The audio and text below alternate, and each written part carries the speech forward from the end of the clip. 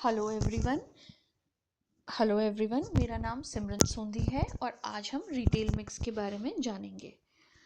Retail mix मतलब part किसी भी रिटेलर का वो कब सक्सेसफुल होगा, वो किस पर डिपेंड करता है। एक उसका क्या प्लान है, क्या वो अपनी स्ट्रैटेजी अपना करके क्या प्लान बना रहा है और उसको छोटे छोटे स्टेप्स के द्वारा वो स्टेप्स के द्वारा अपनी सक्सेस को अचीव करता है। अगर आपने बहुत ही सोचा समझा तैयार किया हुआ एक रिटेल में प्लान बनाया है तो तो ज़रूर आपके बिजनेस में उसमें फ़ायदा होगा। रिटेल मिक्स से हम क्या समझते हैं?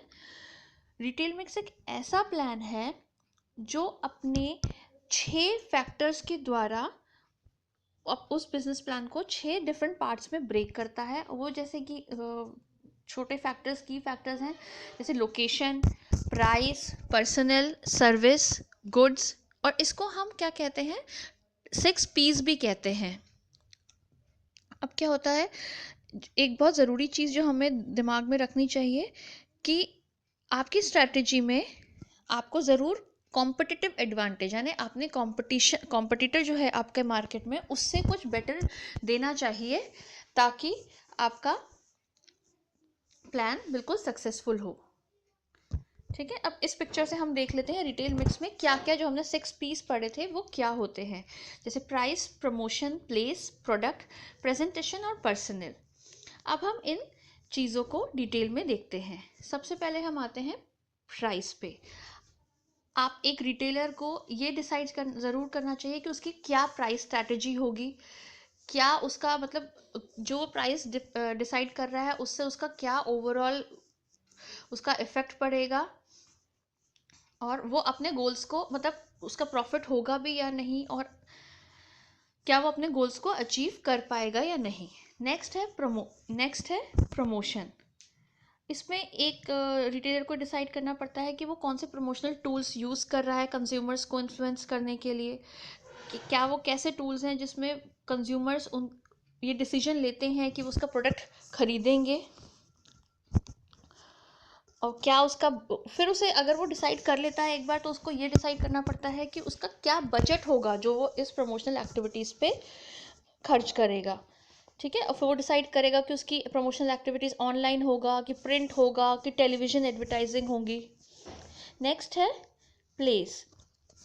अब उसको ये डिसाइड करना पड़ेगा कि क्या उसके आवर्स ऑफ ऑपरेशन है, क्या टाइमिंग में उसका स्टोर खुला रहेगा, कितने वो कर्मचारी रखेगा अपने उसमें, उनको कितने कर्मचारी की ज़रूरत है, और फिर उस कर्मचारी के क्या क्या उनकी क्या क्या रिस्पॉन्सिबिलिटीज़ होंगी जो काम करने की।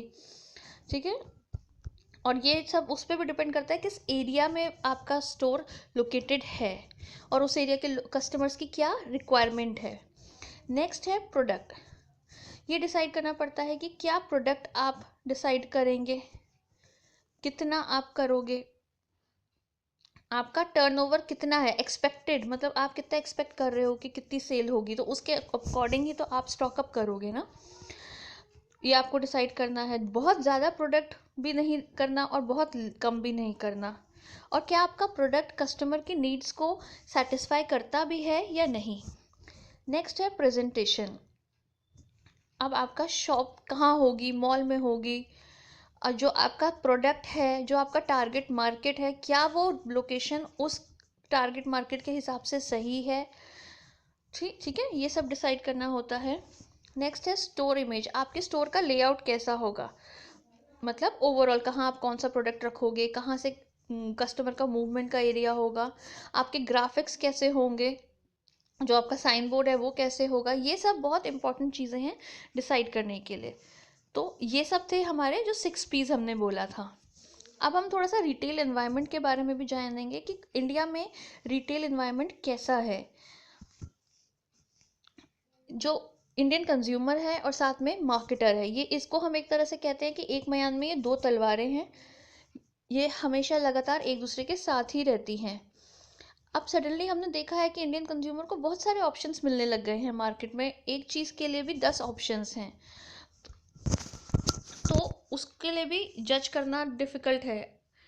अब रिटेलर के लिए ये इम्पोर्टेंट है, आप कंज्यूमर के माइंड में कि वो कैसे सोचेगा, ये सोचकर आपको सोचना पड़ता है।